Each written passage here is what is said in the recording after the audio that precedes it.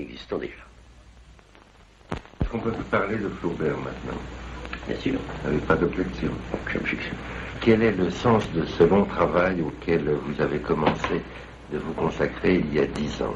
Qu'est-ce que vous voulez faire exactement? Ça, c'est le premier point.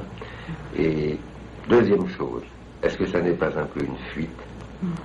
Et troisième chose, pourquoi est-ce que c'est Flaubert que vous avez choisi? Pourquoi précisément Flaubert?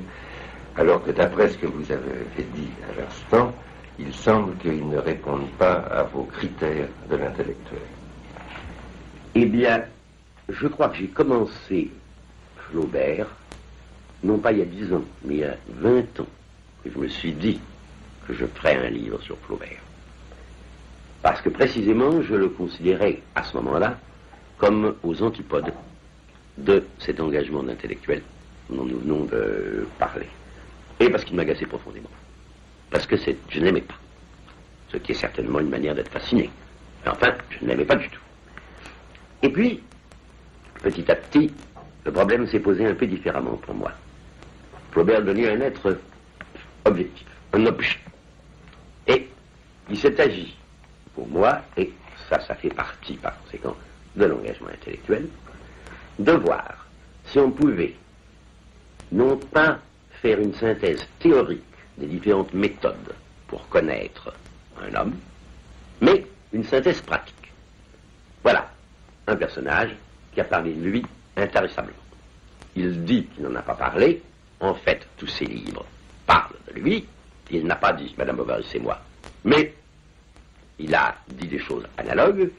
D'autre part, il y a une correspondance qui nous livre presque tous les jours de sa vie. Bon, d'autre part, nous avons aujourd'hui des méthodes pour connaître un homme.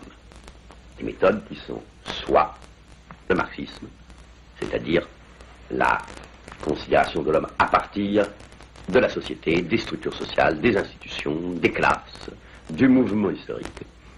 Des méthodes sociologiques qui peuvent ainsi étudier un groupe, l'appartenance au groupe, le type de vie et de conditionnement par ce groupe, des méthodes analytiques, psychanalytiques, qui consistent à étudier les réactions d'un homme à partir des totalités structurées de l'enfance, d'autres méthodes encore, et toutes ces méthodes, comme vous le savez, si on les prend sur le plan théorique, abstrait, s'opposent entre elles.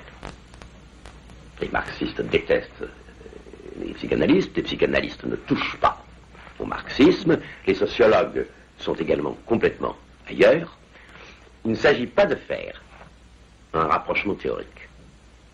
Ça n'est pas aujourd'hui possible. Le problème est de savoir, est-ce qu'on peut, dans l'étude d'un homme qui a donné tant d'évidence sur lui-même, est-ce qu'on peut arriver plus loin en l'étudiant simultanément de tous ses points de vue? Et est-ce qu'à ce moment-là, on ne trouve pas une cohésion pratique de ce qui est refusé sur le plan théorique? Ça a été le deuxième plan. Autrement dit, Flaubert, c'était pour moi à ce moment-là, comment connaître un homme. Et puis maintenant, alors il y a la fréquentation. Et il y a 10 ans maintenant que je le fréquente, et j'ai bien changé.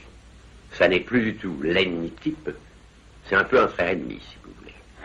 Je le comprends mieux, je crois mieux le comprendre, et ça, si c'est vrai, ça prouve que j'ai eu raison de faire cette étude comme ça. Je pense en même temps que c'est un homme qui donne l'impression de ne pas être un intellectuel, parce qu'il n'a pas été engagé, mais qui a de l'intellectuel ceci, c'est qu'il a souffert de ses contradictions, plus que personne. Précisément parce qu'il ne pouvait pas en sortir. Et qu'en tant que tel, il mérite très profondément cette qualification. Alors, vous voyez, alors vous me demandez si c'est une suite. Ben, je me le demande de temps en temps aussi. Parce que je vous ai dit au départ, n'est-ce pas, que il fallait le travail et l'engagement pour qu'il y ait la réalité de l'intellectuel. Bon. Mais, en effet, j'étudie un homme, c'est pas tout à fait parce qu'il n'est pas engagé, mais je me dis, j'étudie un homme qui a vécu les contradictions d'une société qui n'est pas la c'est-à-dire de la société bourgeoise au moment de l'accumulation du capital. Il posait les problèmes autrement. Il était d'ailleurs de famille en partie rurale. Les problèmes et les contradictions ne sont pas les nôtres. Est-ce que je ne fuis pas dans le passé des choses trop fortes aujourd'hui? Je vous répondrai que c'est possible. C'est possible, par moment. Parce que, comme je vous le dis, la condition intellectuelle est très difficile à réaliser et à tenir. Alors, c'est une chose qui est probablement en partie une suite que d'aller se réfugier là, c'est-à-dire d'éviter le lourd poids des réalités, et non seulement l'évolution générale du monde dans laquelle on est pris, qui n'est pas très encourageante, mais encore des tas de déceptions particulières dans des luttes politiques. Bref, il y a une tentation. Mais je dois vous dire que c'est ça qui constitue aussi l'intellectuel et sa contradiction, c'est qu'il a envie de ne pas être intellectuel. Ce n'est pas agréable d'être intellectuel.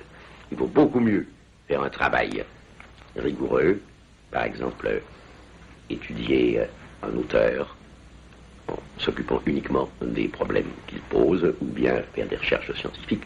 C'est beaucoup plus agréable que de rester comme ça, le pied entre deux chaises, à méditer sur ses propres contradictions et sur les contradictions du monde. Simplement, ce qu'il faut savoir, c'est que c'est comme ça et qu'il faut résister à ces fuites. Autrement dit, il s'agirait, dans le cas de mon travail sur Flaubert, d'éviter l'anecdote, d'éviter de me complaire dans la restitution de l'anecdote et d'essayer plutôt de chercher l'application des méthodes, parce que ça nous remet sur le terrain du monde contemporain et des recherches contemporaines. Il y a une mode aujourd'hui en France, c'est de vous tirer un grand coup de chapeau, comme un monument historique, puis de vous enterrer.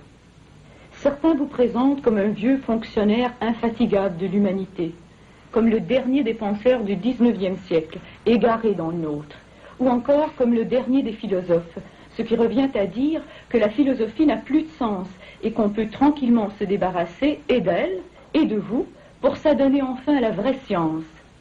Or, vous avez à peine répondu à ces attaques. Qu'en pensez-vous, Sartre?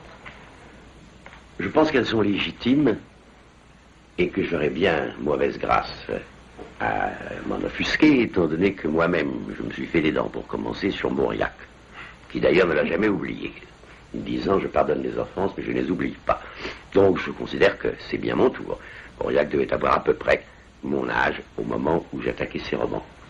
D'autre part, je pense aussi que c'est me faire bien de l'honneur de me dire le dernier penseur du XIXe siècle, parce que si je suis le dernier penseur du XIXe siècle, aujourd'hui, je suis aussi le dernier penseur du XXe, parce que je ne vois pas que les autres puissent être considérés comme des penseurs.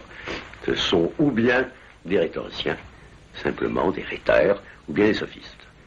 Mais ça, ils se font les dents, ils feront autre chose, ils deviendront autre chose, ou ils disparaîtront, peu importe. En tout cas, si j'en parle peu, c'est parce que je ne pense pas qu'il y ait lieu de perdre son temps à répondre à des attaques. Il y a à faire ce qu'on a à faire. Je ne m'en vais pas défendre mes intérêts idéologiques en me lançant dans des controverses passionnées, comme font par exemple les gens du nouveau roman, s'attaquant entre eux, et puis entre eux, il ferait mieux d'écrire des romans, qu'ils ne font plus maintenant, je pense qu'ils devraient le faire, et de même, moi, je travaille Flaubert, c'est ma seule réponse, et c'est au public ensuite à juger, c'est aux gens qui travailleront après de voir si ces méthodes sont bonnes ou si elles ne le sont pas. Vous voulez rien dire de plus? Non. Très bien. Bon, alors je voudrais qu'on revienne à autre chose. Tout à l'heure, quand Madeleine vous a demandé qui êtes-vous pour juger, vous avez répondu, mais comme ça, sans réflexion, n'importe qui. J'aimerais que vous en parliez. Par exemple, à la fin de votre livre Les mots, vous posez une question à propos de vous-même, vous vous posez une question à vous-même, et la question est celle-ci, que reste-t-il? Et vous répondez, c'est votre réponse, tout un homme fait de tous les autres, et qui les vaut tous, et que vaut n'importe qui. Aussitôt après la parution des mots, on vous a décerné le prix Nobel de littérature. Vous l'avez refusé, et ceci a fait dire à quelqu'un qui vous aimait bien, et je trouve ça extrêmement drôle, et j'aimerais que vous parliez là-dessus, décidément, Sartre est plus n'importe qui que n'importe qui. Eh bien,